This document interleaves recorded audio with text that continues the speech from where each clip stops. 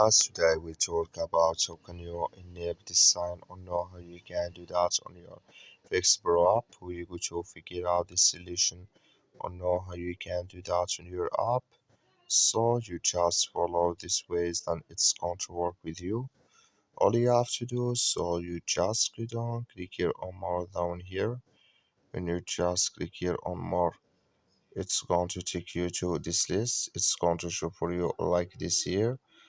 So then all you have to do now, you just click here on trading settings here, just click on it. Then you come to next step here, come here to trade says in units, just click in this sign.